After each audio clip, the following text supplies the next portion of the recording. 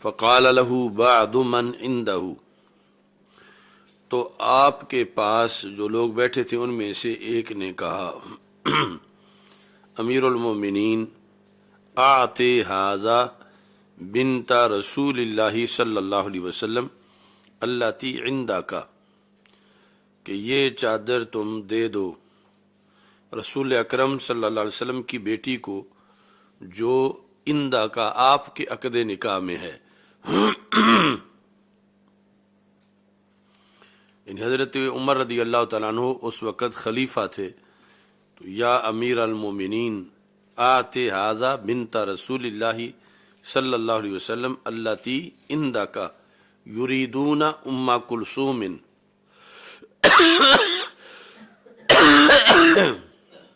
تو اس سے کہنے والا اور کہنے والے ارادہ کر رہے تھے، مراد لے رہے تھے حضرت ام کلثوم بنت علی رضی اللہ تعالی عنہما۔ یہ 413 نمبر پہ بھی پیچھے حدیث گزری ہے، تو یہ دوسری بار آئی ہے بخاری شریف میں۔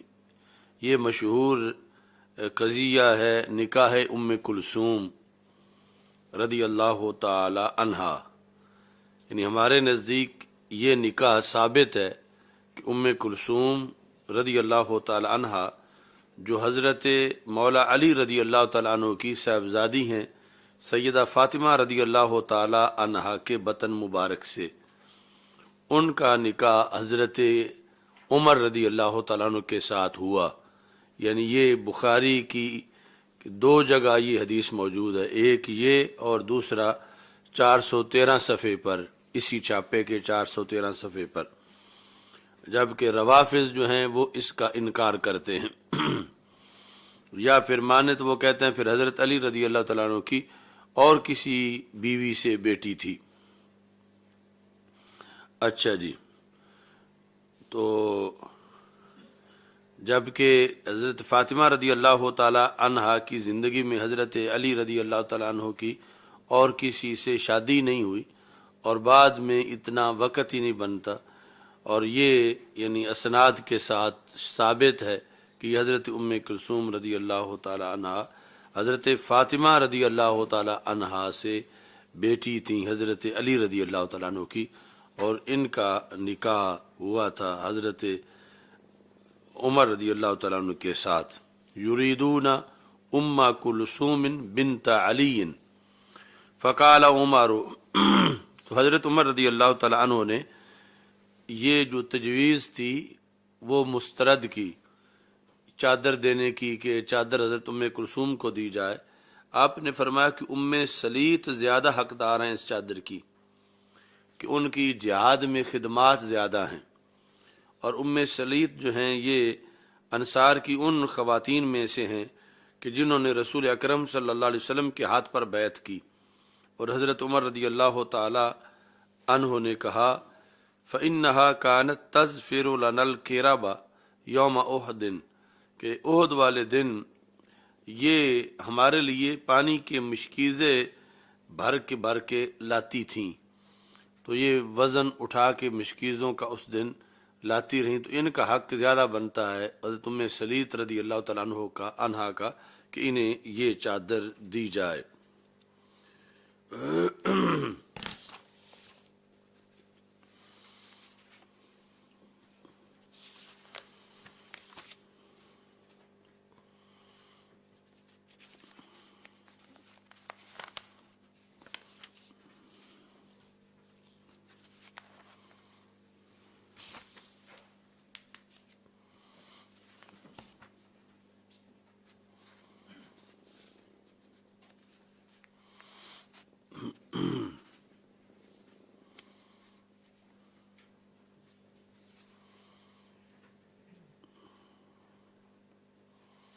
چھ سو سینتیس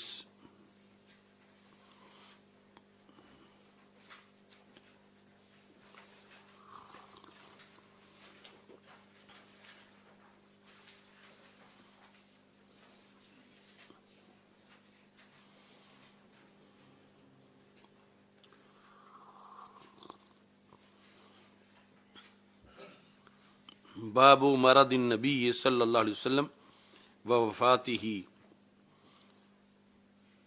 وقول اللہ تعالی انک میت وانہم میتون ثم انکم یوم القیامت عند ربکم تختصمون۔ اس کے آخر میں وکالت عائشہ رضی اللہ تعالی عنہا کان نبی صلی اللہ علیہ وسلم یقول فی مرضہ، جس مرض میں آپ کا وصال ہوا اس میں یہ فرماتے تھے۔ یہ یعنی دلیل ہے رسول پاک صلی اللہ علیہ وسلم کی سری شہادت کی کہ آپ کا وصال اس زہر سے ہوا جو خیبر میں یہود نے کھلایا تھا، اگرچہ وہ باقی کھانے سے رسول پاک صلی اللہ علیہ وسلم نے انکار کر دیا تھا اور فرمایا کہ مجھے اس بکری کی بوٹی نے بتا دیا کہ اس میں زہر ہے، لیکن جتنا منہ میں گیا تھا وہ حصہ اب ظاہر ہوا۔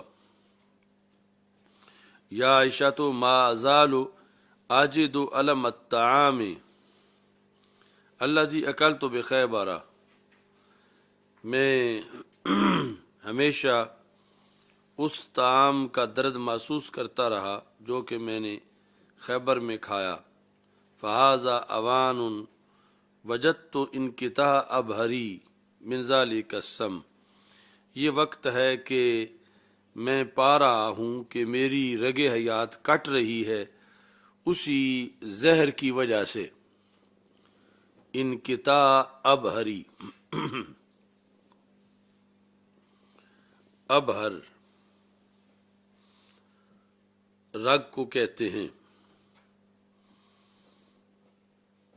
اچھا جی،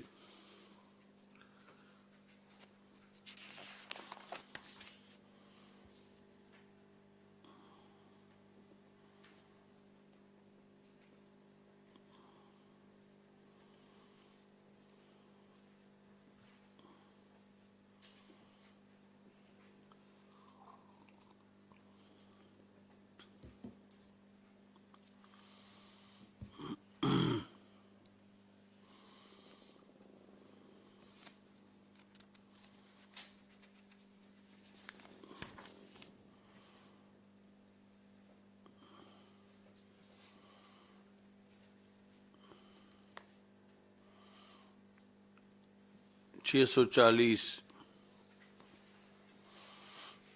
پہلی لائن۔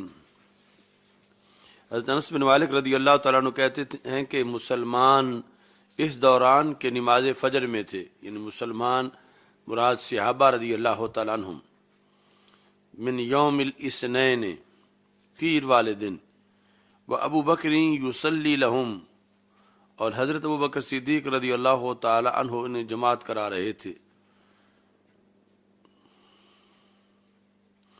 اچانک ان کے پاس رسول اکرم صلی اللہ علیہ وسلم ظاہر ہوئے۔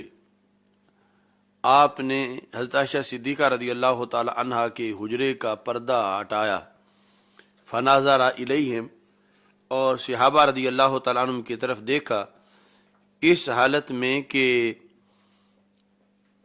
ہم فی صفوف الصلاۃ، کہ صحابہ نماز کی صفوں میں تھے۔ پھر رسول اکرم صلی اللہ علیہ وسلم مسکرا پڑے اور حضرت ابو بکر صدیق رضی اللہ تعالی عنہ اپنی ایڑیوں کے بل پیچھے ہٹے، لے یاسل الصف، تاکہ صف سے مل جائیں،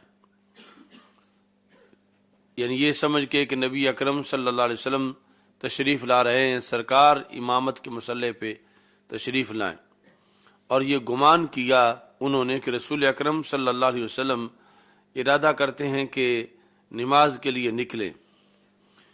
فقال انس وہم المسلمون، ارادہ کر لیا مسلمانوں نے اس چیز کا، ان یفتتنوا فی صلاتہم، کہ وہ نماز توڑ دیں، یعنی رسول اکرم صلی اللہ علیہ وسلم کی خوشی کی وجہ سے، فرحم برسول اللہ صلی اللہ علیہ وسلم، کہ سرکار کا صحت مند ہو کے سامنے آ جانا، یہ منظر دیکھنا بڑا ضروری ہے، تو ہم نماز کو توڑنے کا ارادہ کر لیا، یعنی ابھی توڑی نہیں تھی مگر حرکات و سکنات سے اس طرح لگ رہا تھا کہ نماز توڑ دیں گے۔ فاشار الیہم بیدہ، تو نبی اکرم صلی اللہ علیہ وسلم نے ان کو اپنے ہاتھ کے ساتھ اشارہ کیا، یعنی اس اشارے کا کیا مطلب تھا؟ ان اتموا صلاتکم، کہ نماز اپنی مکمل کرو۔ تو یہ بھی پتہ چلا کہ اشارہ وہ دیکھ رہے تھے، ورنہ اشارے کا فائدہ نہ ہوتا۔ یعنی اس طرح کر کے ہاتھ کے ساتھ، جس طرح ہاتھ کے ساتھ کہا جاتا ہے کہ اسی طرح جس حالت میں تم ہو اسی میں رہو، تو یہ تھا ان اتموا صلاتکم، کہ تم نماز اپنی مکمل کرو۔ تو یہ اشارہ دیکھ کے پھر صحابہ کرام رضی اللہ تعالی عنہم جو ہے انہوں نے نماز نہ توڑی۔ ثم دخل الحجرۃ، پھر رسول اکرم صلی اللہ علیہ وسلم حجرے میں داخل ہو گئے اور پردہ آگے کر دیا، اور اس کے بعد یعنی باہر تشریف نہ لائے، اور پھر رسول اکرم صلی اللہ علیہ وسلم کا وصال مبارک ہو گیا۔ یعنی یہ آخری بار تھا امت کو حالت نماز میں دیکھنا۔ تو یہ بھی اس بات کی دلیل ہے جو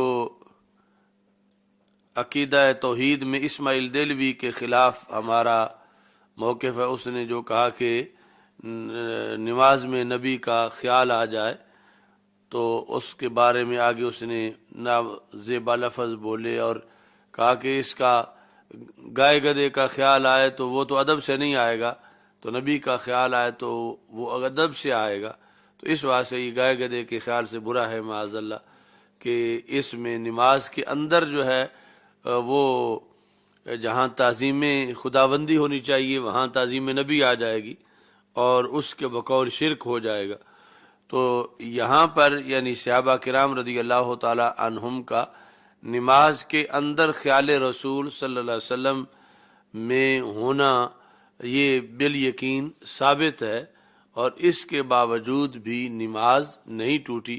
اور اس طرح دوسری حدیث جو نبی اکرم صلی اللہ علیہ وسلم ظہر کی جماعت کرا کے بنی عمر بن عوف کی صلح کروانے تشریف لے گا مسجد قباء میں، اور عصر کے وقت جب آئے تو جماعت ہو رہی تھی، تو اس وقت صحابہ نے صفوں میں رستہ بنایا، اور رسول اکرم صلی اللہ علیہ وسلم حالت نماز میں ہی جو صحابہ پڑھ رہے تھے آپ پہلی صف تک پہنچے، اور پھر حضرت ابوبکر صدیق مصلی چھوڑ کے پیچھے آ گئے اور نبی اکرم صلی اللہ علیہ وسلم نے جماعت کرائی۔ تو اس موقع پر کہیں زیادہ یاد رسول صلی اللہ علیہ وسلم موجود تھی، بلکہ تعظیم رسول کے ساتھ تھی۔ یاد رسول کے تعظیم کی وجہ سے صفوں میں جگہ بنائی، اور تعظیم کی وجہ سے امام نے مصلی چھوڑا، اور اس کے باوجود اس نماز میں کوئی حرج نہیں سمجھا گیا، بلکہ اسے بہترین نماز قرار دیا گیا۔ تو اس لیے یعنی یہ اسماعیل دہلوی کا تصور بہت غلط ہے، یعنی اس کا یہ موقف نماز کے اندر یاد رسول صلی اللہ علیہ وسلم کے لحاظ سے۔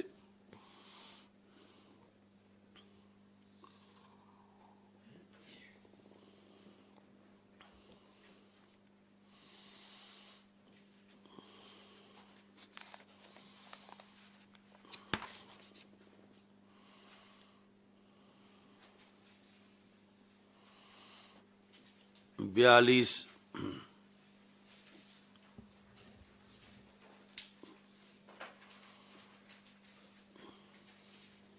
حدثنا مسدد کتاب التفسیر میں عن ابی سعید المعلی قال كنت اصلی فی المسجد، میں مسجد میں نماز پڑھ رہا تھا تو مجھے رسول اکرم صلی اللہ علیہ وسلم نے آواز دی، فلم اجبہ، تو میں نے اس خیال سے اجابت نہ کی، فقلت، تو یعنی اجابت نہ کی، میں نماز پڑھتا رہا۔ جب نماز پڑھ کے فارغ ہوا تو رسول پاک صلی اللہ علیہ وسلم سے میں نے جا کے معذرت کی کہ آپ کے بلانے پر میں کیوں نہیں آیا؟ تو میں نے کہا یا رسول اللہ صلی اللہ علیہ وسلم انی کنت اصلی، میں نماز چونکہ پڑھ رہا تھا تو اس واسطے میں نہیں آیا۔ تو نبی اکرم صلی اللہ علیہ وسلم نے فرمایا الم یقل اللہ، کہ اللہ تعالیٰ نے یہ نہیں فرمایا استجیبوا للہ وللرسول اذا دعاکم، کہ اللہ کے رسول جب بھی تجھے بلائیں تو ان کے دعوت کو قبول کرو، یعنی ان کے بلانے پر حاضر ہو جاؤ۔ اذا دعاکم، اب یہ جو قواعد بعد میں بنے ہیں کہ یہاں شرط ہے اور اس میں عموم ہے کہ جب بھی بلائیں، کہ تم نماز پڑھ رہے ہو یا نماز نہ پڑھ رہے ہو، ہر حالت میں یہ جب بھی کا تقاضا ہے۔ یعنی اگر تم نماز سے باہر ہو پھر تو جاؤ، اور نماز میں نہ جاؤ تو پھر اذا کا تقاضا پورا نہیں ہوتا۔ اذا دعاکم، وہ جب بھی بلائیں، تمہاری جو حالت بھی ہو، یہاں تک کہ تم حالت نماز میں بھی ہو تو پھر حاضر ہو جاؤ۔ کیا اللہ تعالیٰ نے یہ نہیں فرمایا؟ یعنی رسول اکرم صلی اللہ علیہ وسلم نے آیت سے استدلال کرتے ہوئے یہ فرمایا کہ آیت کی روشنی میں تمہیں تو نماز کے اندر بھی آنا چاہیے جب میں تمہیں بلاؤں۔ تو اس پر یعنی یہ علماء نے لکھا کہ صحابہ رضی اللہ تعالی عنہم کے لیے یہ تھا کہ اگر وہ نماز کے اندر مثلا نماز پڑھ رہے تھے، سرکار نے بلایا اور وہ سلام پھیرے بغیر چلے جاتے، اور آگے سرکار کسی کام بھیجتے ادھر کام چلے جاتے، تو یہ سارے سے ان کی نماز نہ ٹوٹتی، یعنی یہ ان کے لیے عمل کثیر نہیں تھا، بلکہ جدھر سے بھی کام کاج کر کے واپس آتے تو پھر جہاں سے ختم کر کے گئے تھے وہیں سے آ کے شروع کر لیتے، تو ان کی وہ نماز مسلسل مکمل ہو جاتی، اس میں کسی طرح کا کعبے سے چہرہ پھرنے کے باوجود بھی کوئی انقطاع نہ آتا، چونکہ یہ اللہ تعالیٰ کا ان کے لیے حکم تھا۔ تو رسول اکرم صلی اللہ علیہ وسلم نے پھر فرمایا کہ میں تمہیں ضرور ایک ایسی صورت پڑھاؤں گا جو قرآن کی صورتوں میں سے بڑی صورت ہے، میں تجھے پڑھاؤں گا قبل اس کے کہ تم مسجد سے باہر نکلو۔ پھر نبی اکرم صلی اللہ علیہ وسلم نے میرا ہاتھ پکڑا، جب ارادہ کیا مسجد سے نکلنے کا تو میں نے کہا کہ یا رسول اللہ صلی اللہ علیہ وسلم، آپ نے فرمایا تھا کہ آپ مجھے ایک ایسی صورت پڑھائیں گے جو قرآن کی صورتوں میں سے سب سے بڑی صورت ہے، عظمت والی ہے۔ تو آپ نے پھر فرمایا یہ ہے وہ الحمدللہ رب العالمین۔ یہ 7 آیات ہیں جو 2 بار نازل ہوئیں، اور یہ پورے قرآن کا خلاصہ ہے جو قرآن مجھے دیا گیا ہے۔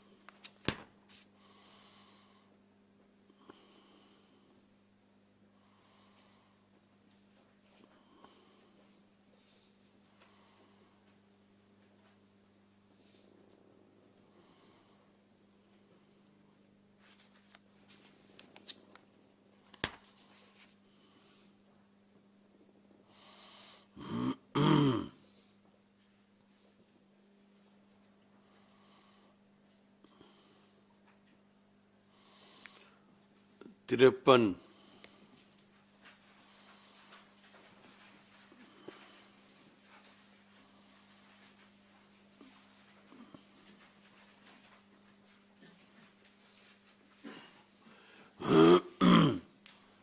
پہلی لائن، عن ابن ابی ملیکہ ان امرأتین کانتا تخرزان فی البیت،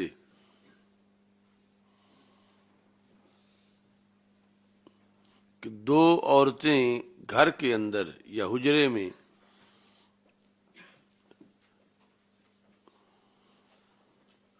موزے بناتی تھیں، یعنی چمڑے کے موزے، وہ جو سلائی کا طریقہ ہے آر کے ساتھ، جو موچیوں کی آر ہوتی ہے، دیکھی ہوئی ہے نا، جس اس کے ساتھ پہلے سوراخ کرتے ہیں، پھر سوئی سے اس میں سے دھاگا گزارتے ہیں، تو اس عمل کو خرز کہتے ہیں۔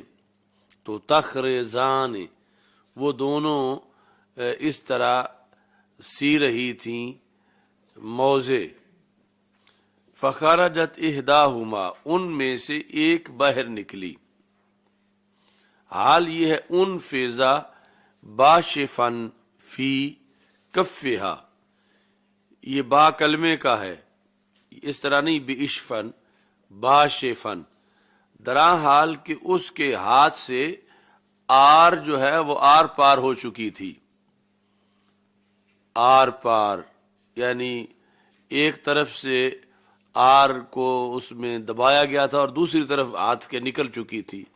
اس حالت میں ایک عورت یعنی زخمی ہاتھ لے کر باہر نکلی اس کمرے سے جہاں دونوں بیٹھ کے وہ موزے سلائی کر رہی تھیں۔ فدات علی الاخری، تو اس نے دعویٰ کیا دوسری پر، یہ جس کے ہاتھ میں آر پار آر نکلی ہوئی تھی، اس نے دوسری پر دعویٰ کیا کہ اس نے مجھے یہ آر ماری ہے۔ اب دو ہی تھیں اندر، ایک جو ہے وہ مدعیہ بن گئی کہ جس کے ہاتھ میں وہ آر لگی ہوئی تھی کہ اس نے، دوسری نے مجھے یہ آر ماری ہے۔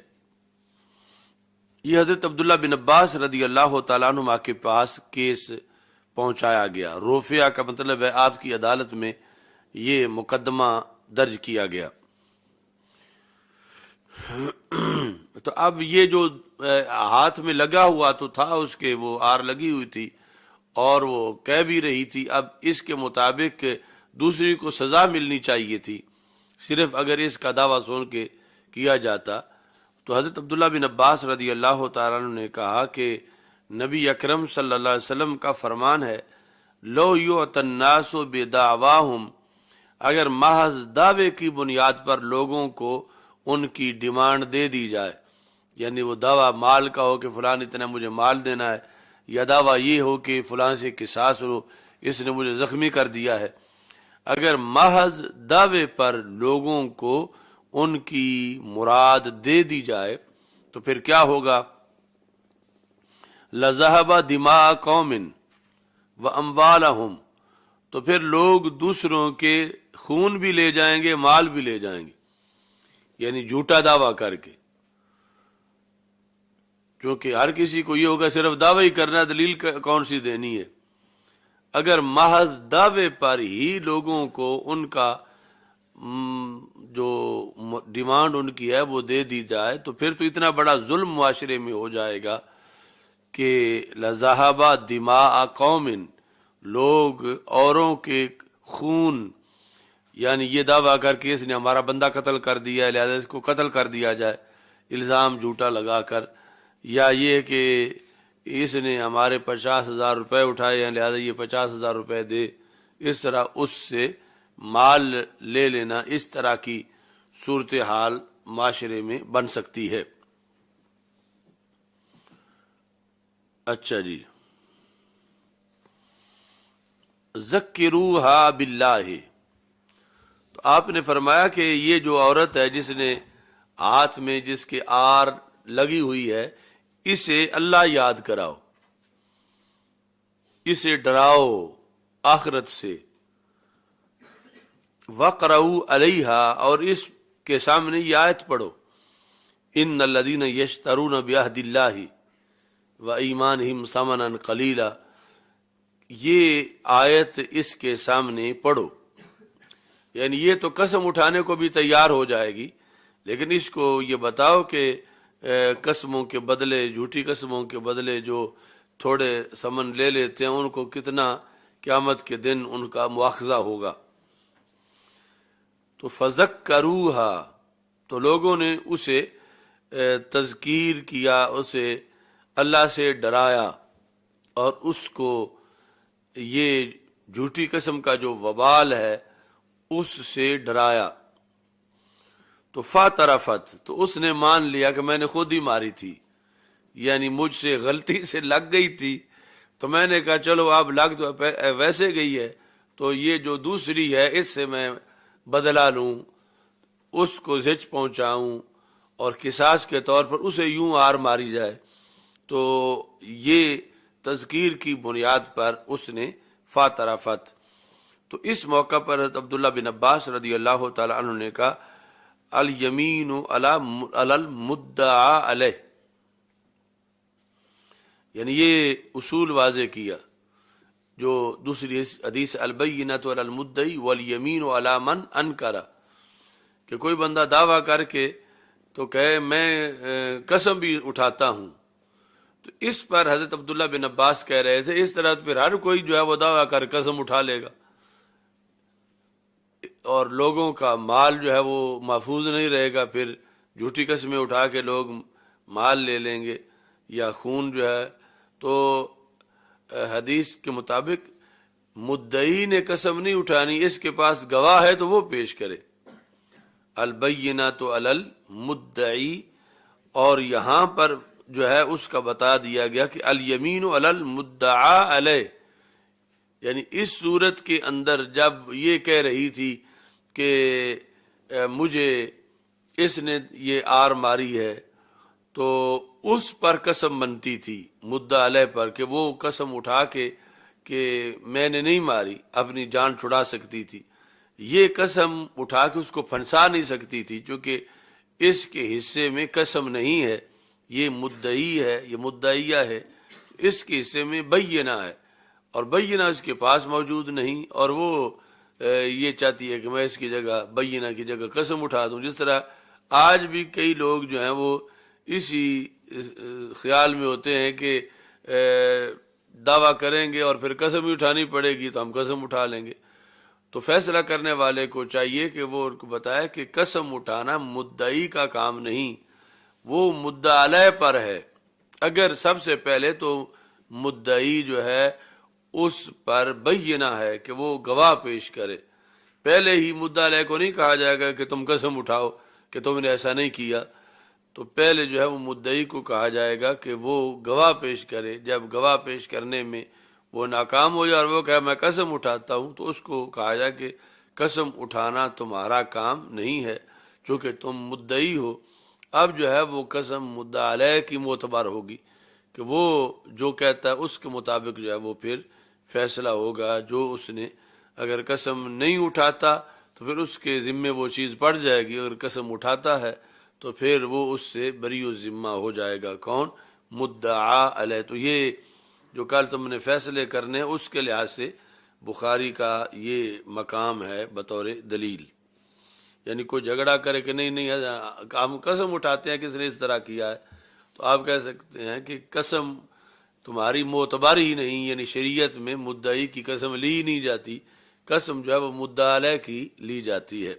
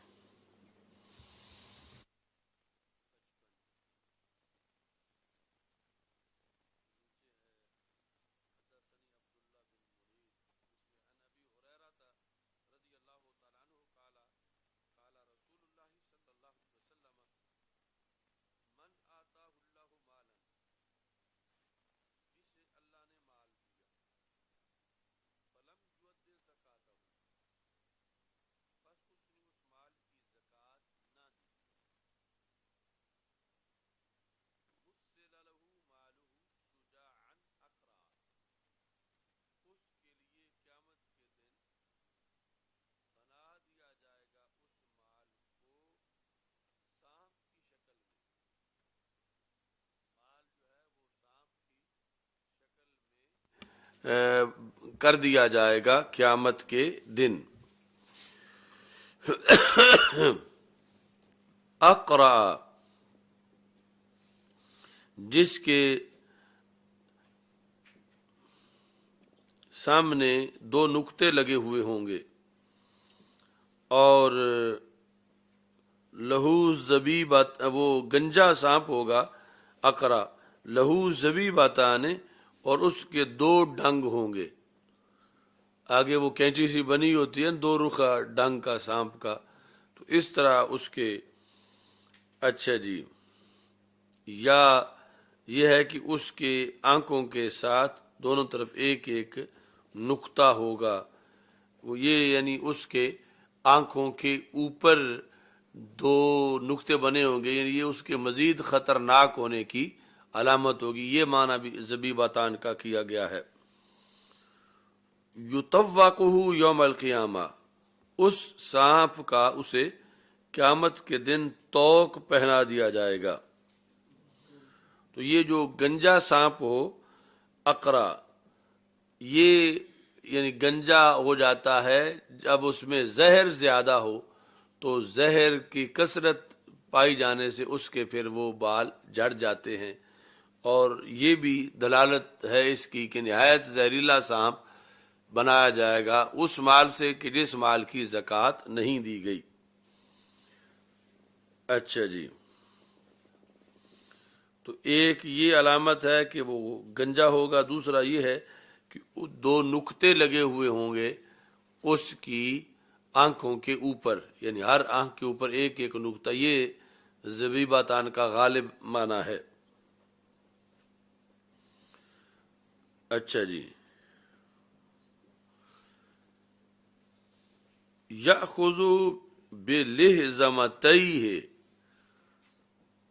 لہزمتی کا معنی ہے شدقی ہے، شدقی کہتے ہیں، شدق کہتے ہیں باچھ کو، جس کو پنجابی میں وراچ کہتے ہیں، یعنی ہر بندے کی دو باچھیں ہوتی ہیں، تو یہ وہ پکڑے گا، وہ سانپ جو کہ گلے میں لٹکایا گیا ہوگا تو اس کے منہ کے بالکل قریب ہوگا، تو اس کی وہ باچھیں پکڑے گا وہ سانپ، اور پکڑ کے بولے گا، کہے گا انا مالو کا، میں تمہارا مال ہوں، انا کنزو کا، میں تمہارا خزانہ ہوں، یعنی وہ سونا چاندی جس کی تم نے زکوٰۃ نہیں دی تھی میں وہ ہوں، تو میں تمہارا مال ہوں۔ پھر پڑھی یہ آیت رسول اکرم صلی اللہ علیہ وسلم نے، وَلَا تَحْسَبَنَّ الَّذِينَ يَبْخَلُونَ بِمَا آتَاهُمُ اللَّهُ مِنْ فَضْلِهِ، تو اس کی تلاوت کی۔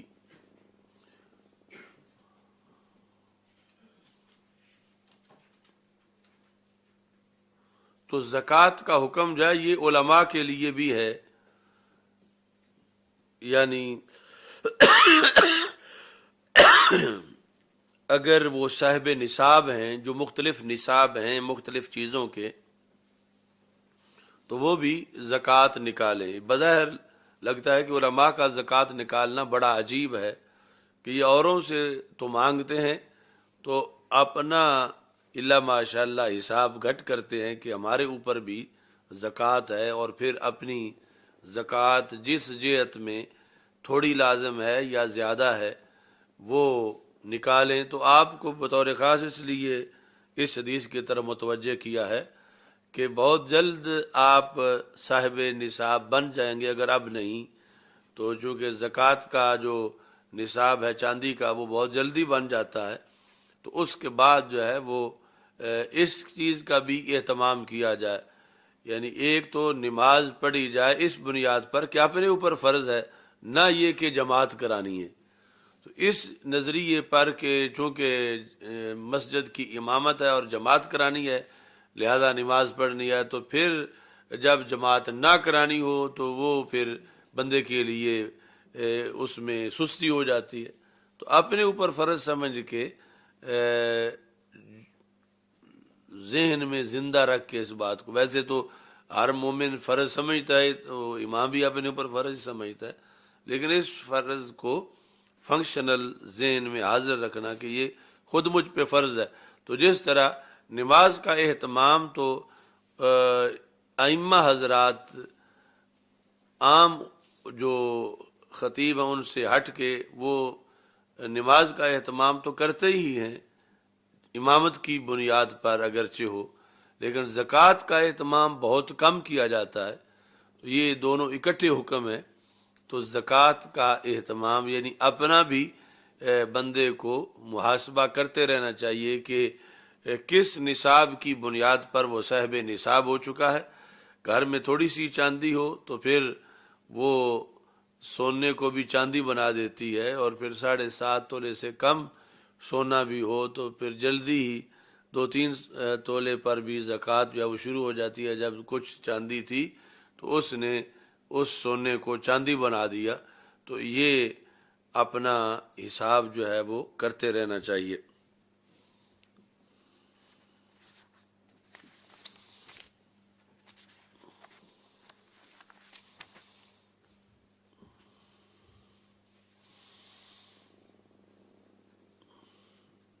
انسٹھ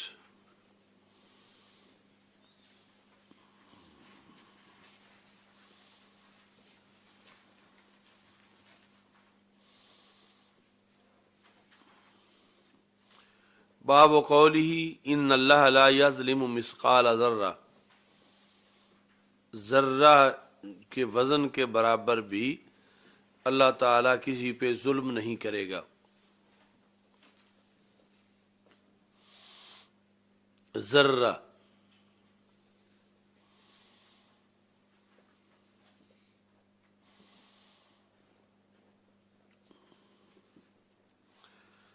حضرت ابو سعید خدری رضی اللہ تعالیٰ عنہ کہتے ہیں کہ کچھ لوگوں نے رسول اکرم صلی اللہ علیہ وسلم کی ظاہری حیات میں یہ کہا، یا رسول اللہ صلی اللہ علیہ وسلم، کیا ہم اپنے رب کو دیکھیں گے قیامت کے دن؟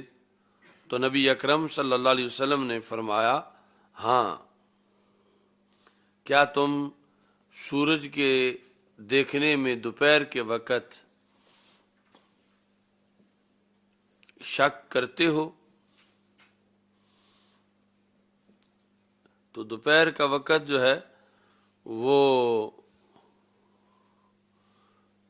سورج جب چمک رہا ہو تو کون انکار کر سکتا ہے کہ سورج نہیں ہے؟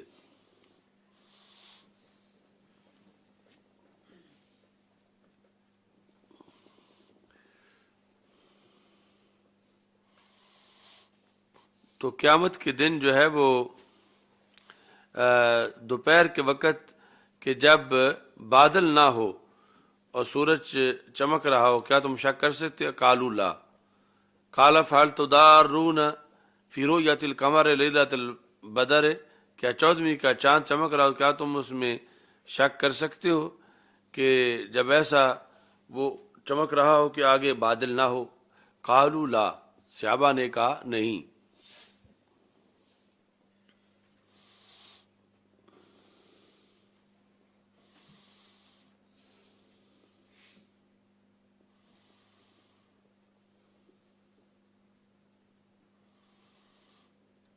دوسرا معنی ہوگا، کیا تمہیں اس حالت میں کوئی دیکھنے میں حرج لازم آتا ہے کہ بعض لوگوں کو تو نظر آئے اور بعض کہیں چونکہ رش ہے تو ہمیں نظر نہیں آ رہا. یعنی سورج جب دوپہر میں ہو تو ساری دنیا بھی دیکھے تو کوئی رش نہیں، اپنے اپنے گھر کسی نے دیکھنا ہے، اپنے اپنے علاقے میں دیکھنا ہے. تو دیکھنے میں کوئی ایسی تنگ جگہ تو ہے نہیں کہ کچھ کو نظر آئے اور کچھ کے نظر نہ آئے. اور ایسے ہی چاند جب چمک رہا ہو 14ویں کی چاند رات کو اور آگے بادل نہ ہو تو پھر بھی دیکھنے میں تم ایک دوسرے کے لیے تمہارا کوئی رش نہیں ہوتا. کیا رش ہوتا ہے؟ تو انہوں نے کہا نہیں. دوسرا معنی، کیا تم اس میں شک کر سکتے ہو؟ تو انہوں نے کہا نہیں.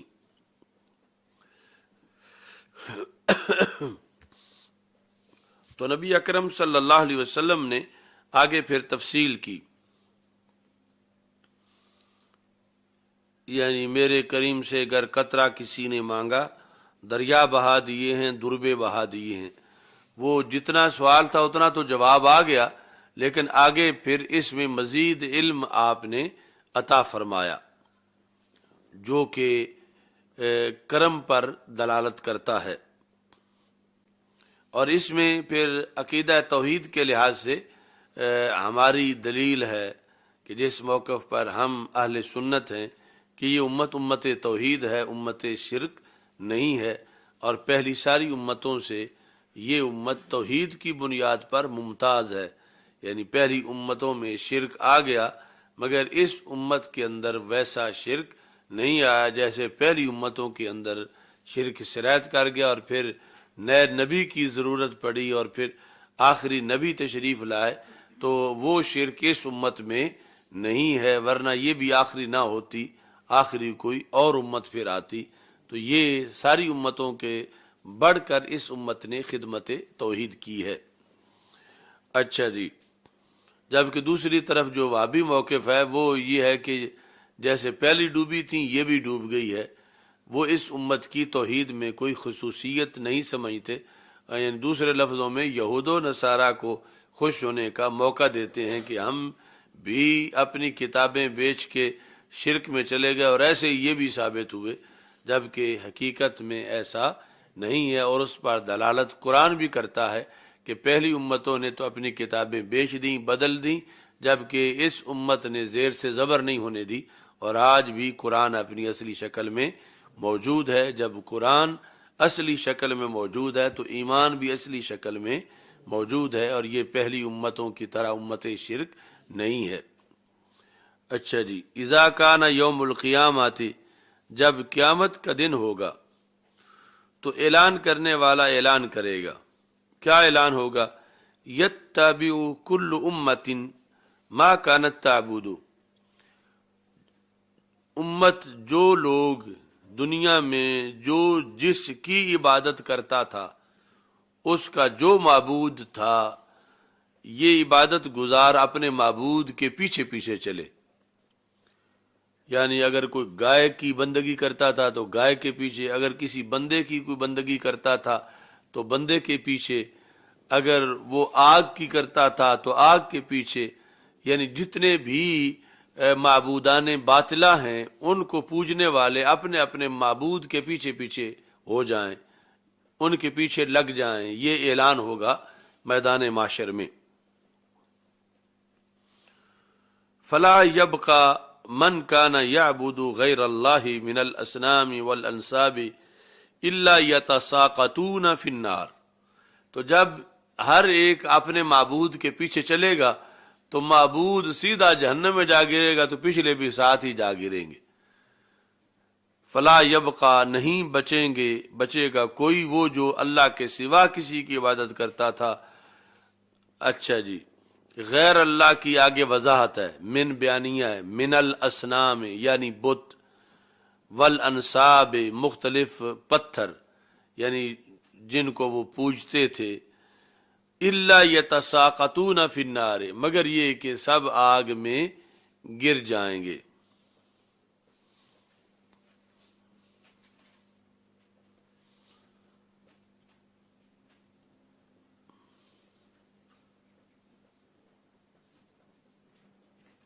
حتی اذا لم یبقى، اب جو باقی رہ جائیں گے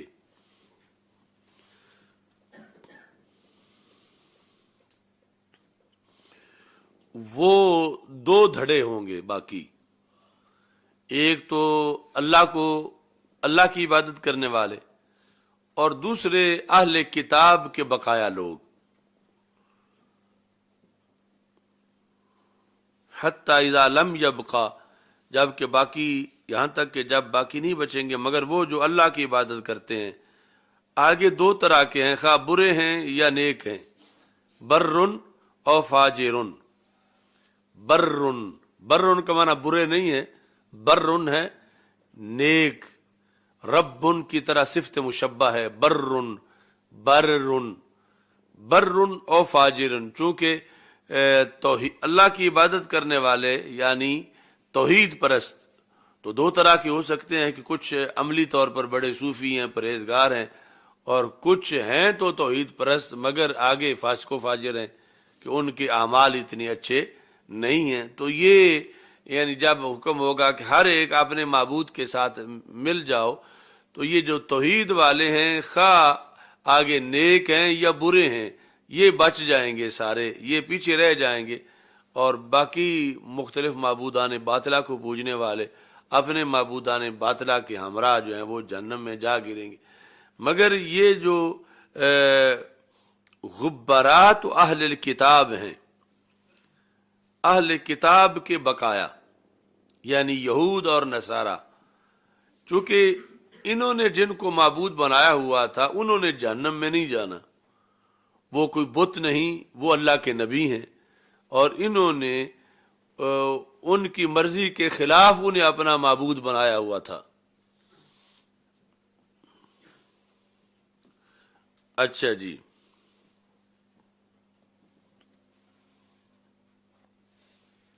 تو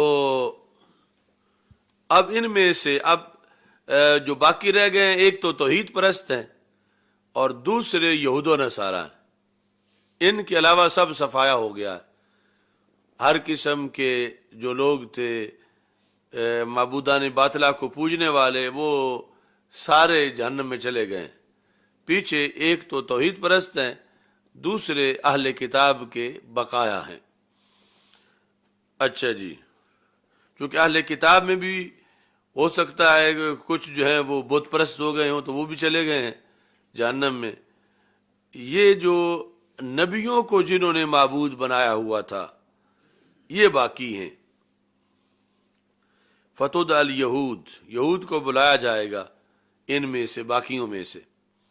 انہیں کہا جائے گا من کنتم تعبدون، تم کس کی عبادت کرتے تھے؟ قالو، وہ کہیں گے کننا نعبد عزیرا ابن اللہ، معاذ اللہ، کہ ہم حضرت عزیر علیہ السلام کی عبادت کرتے تھے جو اللہ کے بیٹے ہیں، یعنی اس دن بھی شرک اپنا مانیں گے جو اللہ کے بیٹے ہیں۔ فَيُقَالُ لَهُمْ كَذَبْتُمْ، انہیں کہا جائے گا تم جھوٹ بولتے جو تم حضرت عزیر علیہ السلام کو اللہ کا بیٹا کہتے ہو۔ مَتَّخَذَ اللَّهُ مِن صَاحِبَ، اللہ کی تو بیوی نہیں تھی تو بیٹا کیسے ہو سکتا ہے؟ اللہ کی نہ بیوی تھی نہ کوئی اولاد ہے۔ فَمَاذَا تَبْغُونَ، ان سے پوچھا جائے گا بتاؤ تمہیں اس وقت کیا چاہیے؟ کن کی بات ہو رہی ہے؟ یہود کی۔ قالوا اتشنا ربنا، رب ہمیں پیاس بڑی لگی ہوئی ہے، فسقنا، ہمیں پانی پلا دے۔ فیشارو، تو انہیں ایک طرف اشارہ کیا جائے گا۔ فیشارو کا ترجمہ ہے الا تاردون، کیا تم وارد نہیں ہوتے؟ یعنی ایک طرف جو ہے وہ اشارہ کیا جائے گا تو وہ یہی سمجھیں گے کہ ہمیں پانی پینے کے لیے ادھر بھیجا جا رہا ہے کہ سامنے پانی ہے۔ تو الا تاردون، کیا تم وارد نہیں ہوتے؟ یعنی یہ تو پہلے ہی تیار ہیں، تو اشارہ سے یہ فوراً ادھر جو ہے وہ دوڑ پڑیں گے۔ فَيُحْشَرُونَ إِلَى النَّارِ، تو جدھر پانی سمجھ کے جائیں گے وہ ساری آگ ہوگی، تو ان کو آگ میں جمع کر دیا جائے گا۔ کأنہا سراب، جس طرح کہ وہ سراب ہے، یعنی دوپہر کے وقت ریت کے صحرا پر جب سورج کی کرنیں پڑتی ہیں تو سمندر لگتا ہے پانی کا، حقیقت میں ایک بوند بھی نہیں ہوتی۔ تو یہ بھی پیاس سے بہت زیادہ ہیں، اور انہیں ایک تو پیاس کی وجہ سے بھی 2 اور 2 4 روٹیاں ہی نظر آ رہی ہیں، اور دوسرا جو ہے کہ وہ سراب ہے، اس وقت لگتا ہے ٹھاٹھے مار رہا ہے۔ تو یحتم بعضها بعضا، یعنی اتنی آگ ہے کہ آگ آپس میں ایک دوسرے کو کھا رہی ہے کہ کوئی ملے صحیح چیز ہمیں جلانے کے لیے، اتنی آگ بے صبری ہو چکی ہے معاذ اللہ کہ آپس میں آگ کو کھانے کے لیے لگی ہوئی ہے، اور اتنے میں یہ سارے جو ہیں وہ آگ کے ہتھے چڑھ جائیں گے۔ فَيَتَسَاقَطُونَ فِي النَّارِ، تو آگ میں دڑل گر جائیں گے، یہ مطلب ہے یتساقطون کا، دڑل اس میں جا گریں گے۔ اب یہ یہود کا صفایا ہو گیا۔ ثم یدعى النصارى، پھر نصارہ کو بلایا جائے گا، انہیں کہا جائے گا من کنتم تعبدون، تم کس کی عبادت کرتے تھے؟ قالوا نعبد المسیح ابن اللہ، معاذ اللہ، کہیں گے ہم حضرت مسیح علیہ السلام کی عبادت کرتے تھے کہ جو اللہ کے بیٹے ہیں، معاذ اللہ۔ فیقال لهم کذبتم، تم جھوٹے ہو۔ متخذ اللہ من صاحبہ، اللہ کی تو کوئی بیوی نہیں ہے، تو نہ بیوی ہے نہ بیٹا ہے۔ انہیں کہا جائے گا تمہیں کیا چاہیے، تو وہ کہیں گے ہمیں بہت پیاس لگی ہوئی ہے۔ تو فَكَذَلِكَ مِثْلَ الْأَوَّلِ، ان کو بھی اشارہ کیا جائے گا ایک طرف، اور یہ پانی سمجھ کے دوڑ پڑیں گے، حالانکہ وہ آگ ہو گئی۔ تو اس طرح یہ بھی آگ میں جا کے گر جائیں گے۔ اب پیچھے کون رہ گئے؟ صرف اللہ کو ماننے والے۔ حتی اذا لم یبقى الا من کان یعبد اللہ من بر او فاجر اتاہم رب العالمین، تو ان کے پاس اللہ آ جائے گا۔ اب یہاں تک وہ ہماری دلیل ہے کہ سب سے پہلے تو جو کسی کا پوجنے والا تھا وہ اس معبود کے ساتھ لگایا جائے گا، تو یہ سارے جہنم میں جا گریں گے۔ تو پیچھے تین قسم کے لوگ لے جائیں گے، ایک تو توحید پرست، دوسرے یہود، تیسرے نصارہ۔ تو پھر یہود اور نصارہ بھی چلے جائیں گے جہنم میں، پیچھے صرف توحید پرست رہ جائیں گے۔ تو اگر یہ جو شرک کی انہوں نے قسمیں بنائی ہوئی ہیں اور اس کی بنیاد پر معاذ اللہ انہوں نے فتویٰ دیا ہوا ہے کہ یہ جو بریلوی ہیں یہ بھی یوں ہی اللہ کا جو نور مانتے ہیں تو اللہ کا بیٹا مانتے ہیں معاذ اللہ، تو اس طرح کر کے ہمارے عقائد پر انہوں نے جو شرک کا فتویٰ لگایا ہوا ہے، تو پھر معاشر کے دن جب یہود و نصارہ کا صفایا ہو جائے گا تو پھر یہ اگلی سیٹیں ہونی چاہیے تھیں کہ پھر یہ جو اللہ کو ایک ماننے والے ہیں ان میں سے یا مسلمانوں کے اندر سے اس طرح کے ہوں گے، چونکہ دو ہی طرح کے جہنم میں جائیں گے، یا تو وہ جو ان معبودوں کے ساتھ ہیں، یا پھر آگے جو نبیوں کو جنہوں نے مانا ہوا ہے۔ تو نبیوں کو جنہوں نے اللہ مانا ہے وہ تو دو ہی قسم کے ہیں، یا وہ یہود ہیں یا وہ نصارہ ہیں۔ یعنی سرکار کی امت کا کوئی ایسا فرد نہیں جس نے سرکار کو اللہ مانا ہوا ہو، یعنی بحیثیت ایک طبقے کے اور ایک دھڑے کے اور ایک ٹولے کے، اور پھر ان کی باری آئے بعد میں کہ جب یہود و نصارہ چلے جائیں تو پھر اس امت میں وہ سائڈ پہ ہو جائیں جنہوں نے حضرت محمد صلی اللہ علیہ وسلم کو ابن اللہ مانا، یا ان کو اللہ مانا، یا اس کو اور کسی طرح سے ان کو معبود مانا، تو پھر آگے ان کی باری ہوتی، جبکہ ایسا کوئی چانس نہیں ہے۔ تو اس بنیاد پر یہ جھوٹا ہے فتویٰ وہابیت کا، شرک کا فتویٰ جو امت مسلمہ پر لگایا گیا ہے۔ یہ میدان معاشر کا گزٹ بتا رہا ہے کہ ایسی تو کوئی سیٹ ہی نہیں ہے جیسی انہوں نے بنائی ہوئی ہے مسلمانوں کے اندر۔ اگر ایسا کوئی ہوتا تو پھر جیسے وہاں ابن اللہ کہنے والے پکڑے گئے، جو حضرت عزیر علیہ السلام کو ابن اللہ کہیں، جو حضرت مسیح کو ابن اللہ کہیں، ان کے لیے سارا جو ہے وہ ذکر ہے۔ اب آگے امت مسلمہ ہے، ہاں اس میں کچھ نیک ہیں کچھ برے ہیں، یہ ہے، اور عمل کی بنیاد پہ اب جہنم میں کوئی بدعملی کی بنیاد پہ جا سکتا ہے، لیکن یہ ہے کہ ایسا نہیں ہے کہ اسے شرک کی بنیاد پر جو ہے وہ بھیجا جائے، اور پہلی امتوں کے بنیاد جو شرک کے تھا اس طرح۔ ہاں منافقت اور باقی چیزیں وہ علیحدہ سیٹیں ہیں، اس کا یہاں باب ہی نہیں ہے۔ باب یہ ہے کہ شرک کی بنیاد پر قیامت کے دن کس کو کیا سزا ملے گی اور کیسے ان سب کا صفایا ہوگا۔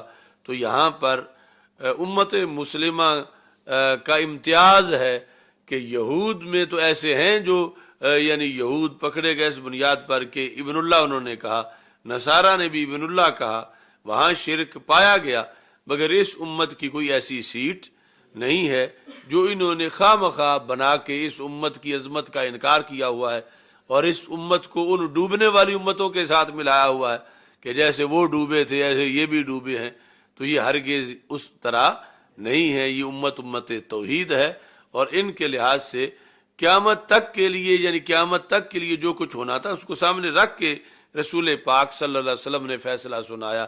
یعنی یہ نہیں کہ سرکار کے ظاہری حیات میں تو کوئی نہیں تھا اور بعد میں امت میں ایسے بن جانے تھے، تو بات تو قیامت تک کی ہو رہی ہے، قیامت کے دن کیسا ہوگا۔ تو پتہ چلا کہ بعد میں بھی کوئی ایسا گروپ نہیں ہونا تھا اس امت کے اندر کہ جو اللہ کے نبی کو ابن اللہ مانے اور جو معاذ اللہ مشرک بن جائے، اور پھر اس کے لحاظ سے پھر اس امت میں بھی قسمیں آگے بنے۔ تو یہ حدیث بھی ہمارے دعوے کی دلیل ہے کہ ہم امت توحید ہیں، اور ساری امتوں کی سردار ہیں، اور یہ اس امت کی عظمت ہے کہ اس امت نے اپنے رسول صلی اللہ علیہ وسلم کو معبود نہیں بنایا، نائب اللہ بنایا، اور اس بنیاد پر جو سبق توحید کا آخری رسول صلی اللہ علیہ وسلم نے پڑھایا وہ سب سے زیادہ مؤثر ثابت ہوا کہ نہ کوئی نیا نبی آیا ہے، نہ آ سکتا ہے، اس کے باوجود وہ توحید کائنات میں قائم ہے، اور کروڑوں لوگ اس توحید کا پرچم اٹھائے ہوئے اربوں لوگ قیامت تک پہنچیں گے۔ اچھا جی، اب یہ ہے کہ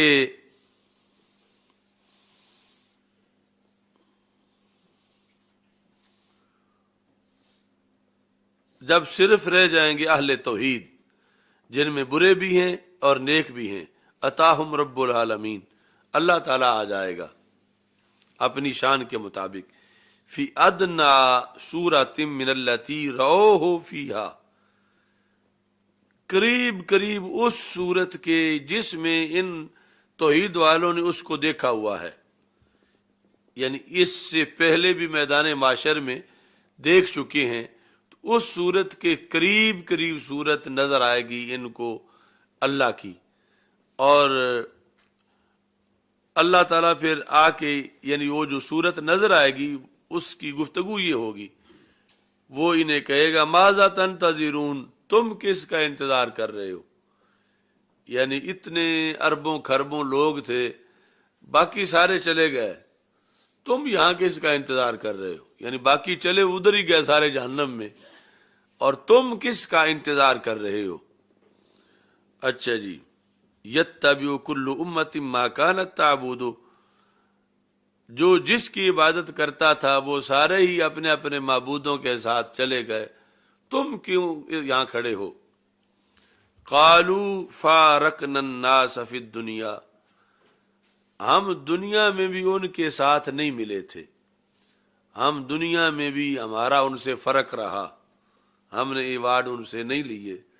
فارقنا الناس فی الدنیا، دنیا میں بھی جب آتا تھا وقت ہم علیحدہ ہو جاتے تھے، ان کے ساتھ ہم نہیں چلتے تھے۔ الا افقر ما کنا الیہم، حالانکہ دنیا میں تو ہم ان کے محتاج بھی تھے، یعنی دنیا میں ان کے پاس پیسہ تھا، ان کے اندر بڑی چمک تھی، تو ہمیں کہا جاتا تھا کہ تم بھی ان کے ساتھ مل جاؤ، تمہیں پیسے مل جائیں گے، تمہیں نوکری مل جائے گی، تم ان کے ساتھ جا بیٹھو۔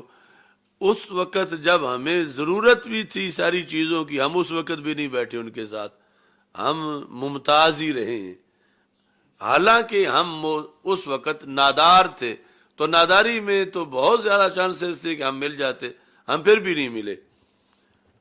الا افقر ما کنا الیہم، اس احتیاجی کے باوجود جو ہمیں ان کی طرف تھی، دنیا میں ہم ان کے ساتھ نہیں ملے۔ ولم نصاحبہم، آج بھی ہم نہیں ملے، اب تو یہ دے ہی کچھ نہیں سکتے تھے، اب تو ان کے پلے ہی کچھ نہیں تھا، اب تو یہ خود جہنم میں جا رہے تھے، تو آج ہم نے ان کے ساتھ کیا ملنا تھا، ہم تو دنیا میں بھی ان کے ساتھ نہیں ملے تھے، حالانکہ ہم دنیا میں ان کے محتاج بھی تھے۔ ویسے پتہ چلا کہ غیر مسلموں کے پاس ٹھاٹ باٹ ہونا ہے دنیا میں، اور مسلمانوں کو کمی کا سامنا ہونا ہے، اور دنیا میں یعنی ان کے لیے چانسز ہونے ہیں کہ یہ ان کے ساتھ مل جائیں تب ان کو کچھ ملے، لیکن جو سچے ہیں وہ کہیں گے ہم دنیا میں بھی نہیں ملے تھے ان کے ساتھ، تو ہم آج کس طرح ملتے؟ تو ہم کیوں کھڑے ہیں؟ وَنَحْنُ نَنْتَظِرُ رَبَّنَا، ہم تو اپنے رب کا انتظار کر رہے ہیں، یعنی رب سے ہی کہیں گے کہ ہم اپنے رب کا انتظار کر رہے ہیں۔ الذی کننا نعبد، جس کی ہم بندگی کرتے تھے، باقی جنہوں نے اپنے اپنے بنائے ہوئے تھے وہ ساتھ ان کے چلے گئے، ہم اپنے رب کا انتظار کر رہے ہیں جس رب کی ہم بندگی کیا کرتے تھے۔ فَيَقُولُ أَنَا رَبُّكُمْ، تو اللہ فرمائے گا میں تمہارا رب ہوں۔ یہ ہے یعنی سب سے بڑی خوشی کا وقت کہ یہ انتظار میں ہے کہ رب آئے گا، باقی سارے تو چلے گئے، ہم اپنے رب کے لیے کھڑے ہیں، ہم نے جس وحدہ لا شریک کی بندگی کی، تو یہ نظر آنے والی صورت جواب دے گی میں ہی تمہارا رب ہوں، انا ربکم۔ تو یہ موضوع تھا اوپر جو رسول پاک صلی اللہ علیہ وسلم سے پوچھا گیا کیا ہم اللہ کا دیدار کریں گے؟ تو یہ ساری بات وہاں سے شروع ہوئی. فَيَقُولُ أَنَا رَبُّكُمْ فَيَقُولُونَ لَا نُشْرِكُ بِاللَّهِ شَيْئًا مرتين او ثلاثا. تو پھر یہ یعنی ہم سارے توحید پرست کہیں گے کہ ہم اللہ کے ساتھ کسی کو شریک نہیں کرتے.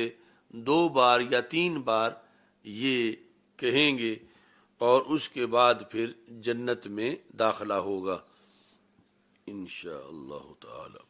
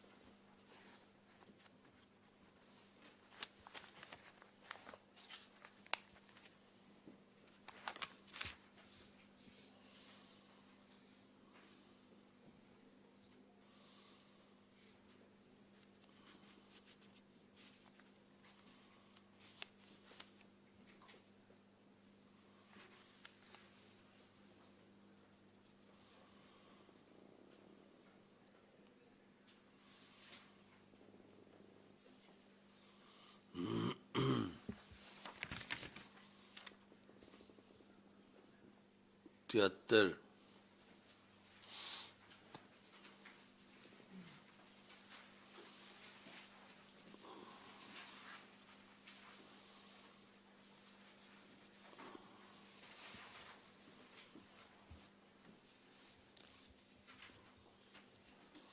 والمؤلفة قلوبهم. حدثنا محمد بن كثير عن ابي سعيد بعث الى النبي صلی اللہ علیہ وسلم بشيء. رسول پاک صلی اللہ علیہ وسلم کے پاس ایک شے بھیجی گئی. فقاسمہ بین اربعۃ. تو آپ نے 4 میں اس کو تقسیم کیا. وقال اتألفهم. میں ان کی دل جوئی کر رہا ہوں. تو ایک شخص نے کہا ما عدلتا معاذ اللہ آپ نے عدل نہیں کیا.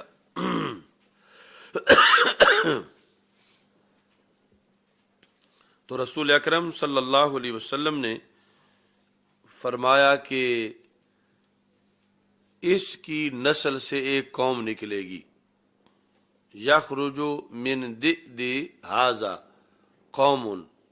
اس کی نسل سے ایک قوم نکلے گی. یمرقون من الدین. جو دین سے خارج ہوگی. اس کا نام تھا ذوالخویسرہ، جس کے بارے میں رسول اکرم صلی اللہ علیہ وسلم نے فرمایا کہ یمرقون من الدین کما یمرق السہم من الرمیہ. دین سے یوں کورے ہوں گے جس طرح کہ تلوار تیر جو ہے وہ شکار کو لگتا ہے اور خالی باہر نکل جاتا ہے.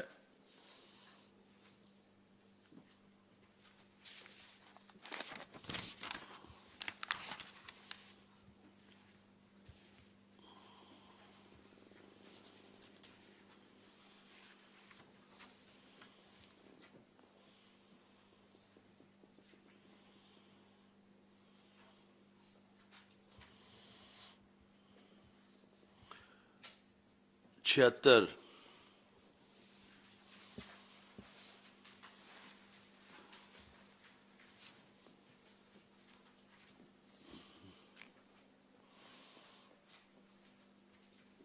لقد جاءکم رسول من انفسکم. حضرت زید بن ثابت انصاری کہتے ہیں، اور یہ ان میں سے ہیں جنہوں نے وحی لکھی. قال ارسل الی ابو بکر، حضرت ابو بکر صدیق رضی اللہ تعالیٰ عنہ نے میری طرف پیغام بھیجا. اہل یمامہ کے شہادت کے دن، اہل یمامہ جب شہید ہوئے، یہ جنگ یمامہ تھی مسلمہ کذاب کے خلاف، یعنی ختم نبوت کی پہلی جنگ. تو اس دن بہت سے صحابہ شہید ہو گئے.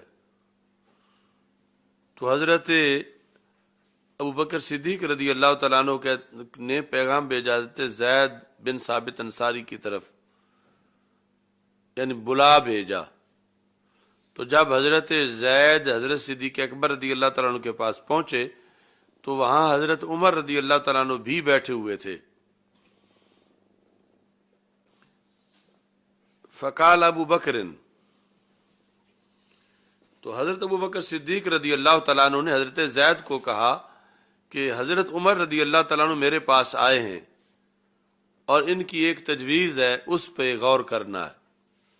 فقال ان القتل قد استحر یوم الیمامہ تھے، کہ جب یمامہ کے دن بہت زیادہ شہید ہوئے ہیں صحابہ. استحرہ کا مطلب اشتد، بہت زیادہ اس دن شہید ہو گئے ہیں صحابہ. وانی اخشا، اور مجھے ڈر ہے کہ ایسے ہی اگر قراء شہید ہوتے رہے مختلف جنگوں میں مواطن میں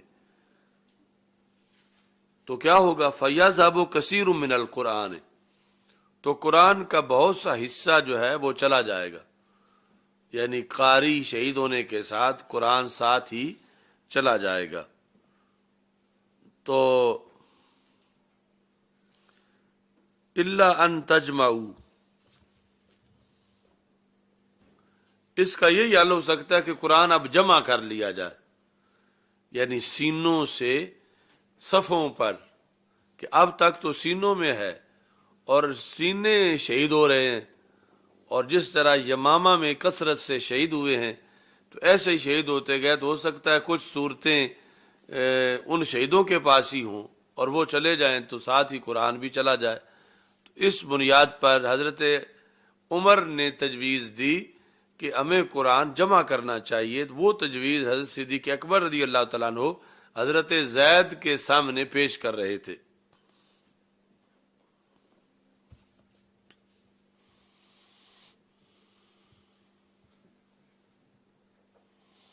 وَإِنِّي، ابھی تک یہ حضرت صدیق اکبر حضرت عمر رضی اللہ تعالیٰ عنہ والی بات بتا رہے ہیں کہ وہ کہتے ہیں وَإِنِّي لَأَرَىٰ، میری یہ رائے ہے کہ قرآن کو جمع کیا جائے. حضرت ابو بکر صدیق رضی اللہ تعالیٰ عنہ نے کہا کہ جب انہوں نے یہ تجویز دی ہے قلت لعمر، تو میں نے ان کو یہ کہا کیف افعل شیئا لم یفعلہ رسول اللہ صلی اللہ علیہ وسلم، میں وہ کام کیسے کروں جو کام اللہ کے رسول صلی اللہ علیہ وسلم نے نہیں کیا. کون سا کام؟ قرآن ایک جگہ جمع کرنا. یعنی سب سے پہلے قرآن کے ایک جگہ جمع کرنے پر بھی اختلاف تھا. یعنی اس کا ترجمہ ہو، یہ باتیں یہ تو بڑی دور کی ہیں. ایک جگہ لکھا ہوا ہو اور اس مجموعے کو کہیں کہ یہ قرآن ہے، اس پر بھی اختلاف تھا. اچھا جی، اور کیوں اختلاف؟ کہ حضرت ابو بکر صدیق کی رائے یہ ہے کہ جو کام سرکار نے نہیں کیا ہم کیوں کریں، یعنی یہ بدعت ہوگا پھر اگر ہم کرتے ہیں تو. اور حضرت عمر رضی اللہ تعالیٰ عنہ اس پر تھے کہ اب ضرورت ہے اتنی بڑی کہ اگر نہ کیا تو قرآن ضائع ہو جائے گا. تو ضائع ہونے سے بہتر ہے کہ ہم وہ نیا کام کر لیں جو سرکار دو عالم صلی اللہ علیہ وسلم کے وقت تو ایسی ضرورت نہیں پڑی اور اب ضرورت پڑ گئی ہے تو ہمیں یہ ایک جگہ جمع کرنا چاہیے.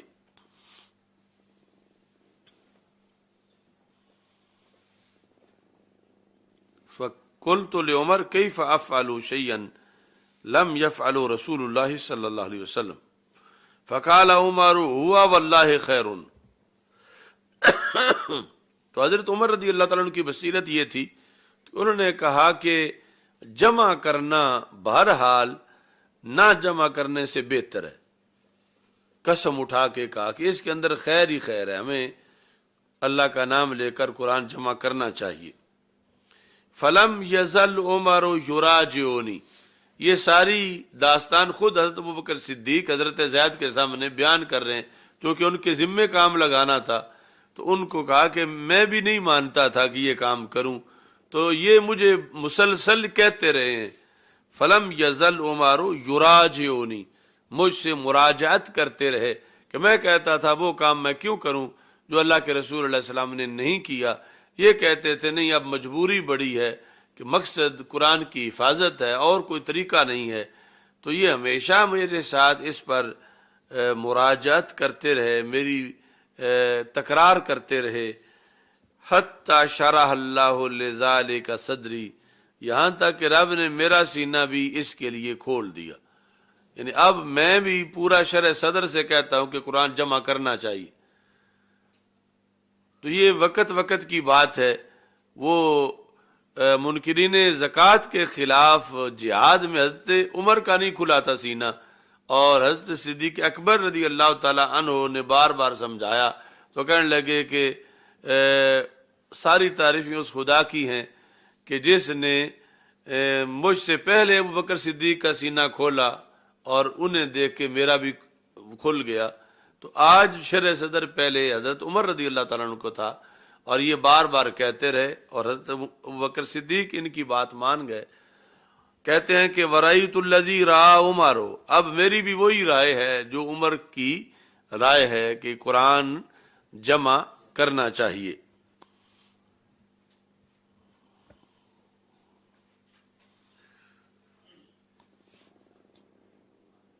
قال زید بن ثابت، زید بن ثابت کہتے ہیں وہ عمر عنده جالس، یہ ساری گفتگو میں عمر چپ کر کے بیٹھے ہوئے تھے. لا یتکلم، بولتے نہیں تھے. یعنی حضرت صدیق اکبر نے ہی ساری سنائی کہ یہ مجھے کہتے رہے اور میں بالآخر مجھے بھی شرح صدر ہو گیا. فقال ابو بکر، تو ابو بکر صدیق رضی اللہ تعالیٰ عنہ نے حضرت زید سے کہا انک رجل شاب، تم ایک نوجوان بندے ہو، اور صرف نوجوان ہی نہیں ہو، عاقل بھی ہو، سمجھدار بھی ہو. ولا نتہمک، اور ہم تجھے کبھی تجھ پہ تہمت بھی نہیں لگائی. ہم نے تہمت کیا کہ تم نے کبھی جھوٹ بولا ہو، ایسا بھی نہیں. اور یہ بھی نہیں ہے کہ تم بات کر کے بھول جاتے ہو، حافظہ نہ مضبوط ہو.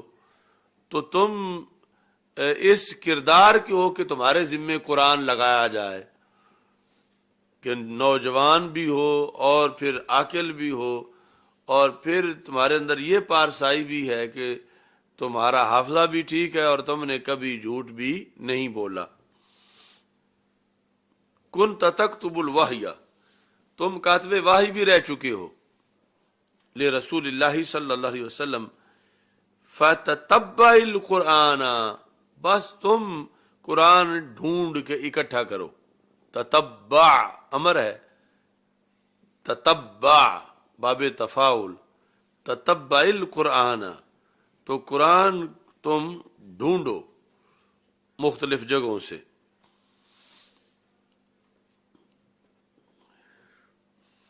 فجمعہ، اور اسے جمع کرو. اب کتنا مشکل یہ کام تھا.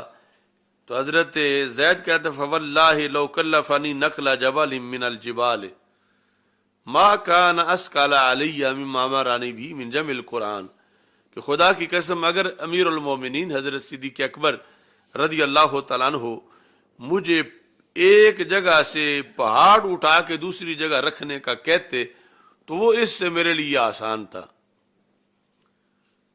قرآن لکھنے کے مقابلے میں. لو کلفنی نقل جبل من الجبال، پہاڑوں میں سے کوئی ایک پہاڑ نقل کرنا ایک جگہ سے دوسری جگہ، ما کان اسکال علیہ، تو وہ پہاڑ کو نقل کرنا مجھ پر زیادہ بوجھل نہیں تھا، اس کے مقابلے میں جو انہوں نے مجھے قرآن جمع کرنے کا حکم دیا۔ تو پھر انہوں نے بھی وہی چیز کہا، وہی پیش کیا آگے سے امر۔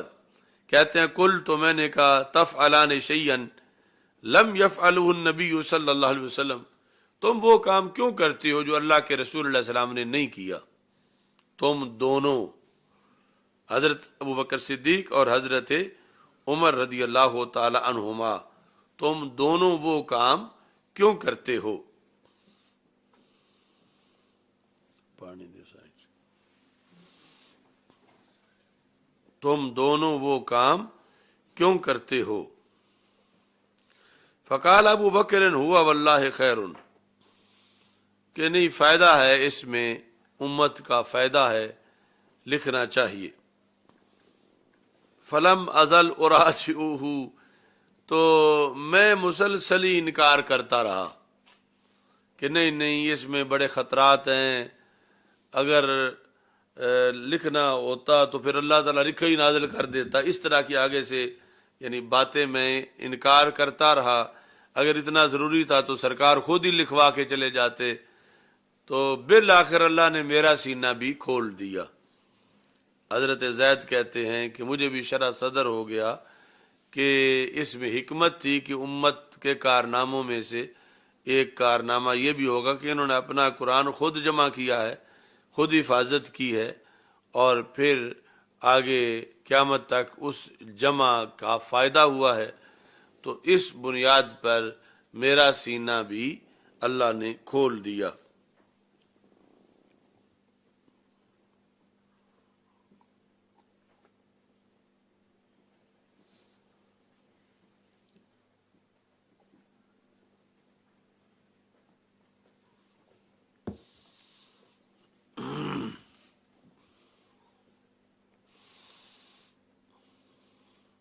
فلم ازل اراجعہ حتی شرح اللہ صدری للذی شرح اللہ له صدر ابی بکر و عمر، ان دونوں کا جس کام کے لیے کھولا تھا اللہ نے سینہ، میرا سینہ بھی اللہ نے کھول دیا۔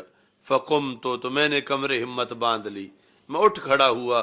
فتتبعت القرآن، میں نے قرآن تلاش کیا مختلف جگہوں سے، یعنی کئی پتوں پہ لکھا ہوا، کہیں چھڑیوں پہ لکھا ہوا کھجور کے، کہیں چمڑے پہ لکھا ہوا، کہیں پتھروں پہ لکھا ہوا، کچھ سینوں میں جو محفوظ تھا۔ فتتبعت، میں نے اکٹھا کیا، دراحل کے جمع کیا میں نے۔ کہاں سے؟ یہ الفاظ خاص ہیں جو تاریخ کا حصہ ہیں کہ محض فرض نہیں۔ کہاں سے؟ من الرقاء، چمڑے کے ٹکڑوں سے۔ رقا، رقا کی جمع ہے۔ والاکتاف، کتف کہتے ہیں سینے کی ہڈی کو، یعنی بکری کا سینے کی ہڈی، وہ بھی تختی نما ہوتی ہے، تو ان ہڈیوں پہ لکھا ہوا تھا، یعنی کئی صورتیں ایسی ہڈیوں پر لکھی ہوئی تھیں۔ والعصب، جمع ہے اسیب کی، یہ جو کھجور کی چھڑی ہوتی ہے جس سے پتے اتار لیے جائیں، تو اس میں بھی کچھ چوڑائی ہوتی ہے، کچھ ایک طرف کچھ دوسری طرف ہوتی ہے نا، اصحاب کھجور اچھی طرح جانتے ہیں۔ تو یعنی ان چھڑیوں پر، اسیب کہتے ہیں کہ جو مجرد ہو، پتے نہ ہوں، صرف چھڑی ہو، تو چھڑیوں پر بھی لکھا ہوا تھا۔ اچھا جی، وصدور الرجال، تیسری چیز رجال کے صدور تھے، یعنی حافظوں کے سینوں میں قرآن تھا۔ حتی وجدت من سورۃ توبہ تھے، یہاں تک کہ جو سورہ توبہ ہے اس کی جو آخری 2 آیتیں ہیں وہ صرف ایک جگہ سے مجھے ملی، باقی ان آیتوں کو جاننے والے شہید ہو چکے تھے یا کوئی دنیا میں موجود نہیں تھا۔ حتی وجدت، یہاں تک کہ میں نے پایا، من سورۃ توبہ تھے، سورہ توبہ کی 2 آیات کو میں نے پایا۔ کس کے پاس؟ ما خزیمۃ الانصاری، وہ دو آیت کون سی؟ لقد جاءکم رسول من انفسکم، یہاں سے لے کر جو دو آیات ہیں یہ میں نے کس کے پاس پائیں؟ حضرت خزیمہ انصاری کے پاس۔ لم اجدہما مع احد غیرہ، ان کے سوا یہ کسی کو نہیں آتی تھی۔ تو یہ دو آیات کا حافظ روئے زمین پر اس وقت وہ ایک بندہ ہی تھا، ان کے پاس سے مجھے وہ ملی۔ تو اب پتہ چلا کہ اگر مزید کوئی سال گزر جاتے تو پھر کتنا نقصان ہو جاتا۔ تو اس بنیاد پر یہ امت کے دونوں قائد انہوں نے یہ ضروری سمجھا، اور ابھی یعنی حضرت زید زندہ تھے، اور پھر لغت قریش کے لحاظ سے اور ان کے صلاحیتوں کے لحاظ سے وہ پھر جمع کا کام شروع ہوا، اور وہ انہوں نے مکمل کیا۔ لقد جاءکم رسول من انفسکم عزیز علیہ ما عنتم حریص علیکم الی آخرها وکانت الصحف التي جمع فيها القرآن عند ابی بکر۔ صحف صحیفہ کی جمع ہے، رجسٹر، وہ رجسٹر جن میں قرآن، ایک ہی قرآن کو لکھا گیا، یعنی ایک رجسٹر میں تو لکھا نہیں گیا، کئی رجسٹر تھے جن میں مجموعی طور پر ایک قرآن کو لکھا گیا۔ وہ رجسٹر پھر کس کے پاس تھے؟ تو جن صحف میں قرآن جمع کیا گیا وہ حضرت ابو بکر صدیق رضی اللہ تعالیٰ عنہ کے پاس تھے، یہاں تک کہ جب ان کا وصال ہوا تو پھر حضرت عمر رضی اللہ تعالیٰ عنہ کے پاس تھے، حتی توفاہ اللہ ثم عند حفصہ بنت عمر۔ تیسرے نمبر پر وہ رجسٹر حضرت حفصہ رضی اللہ تعالی عنہا کے پاس تھے۔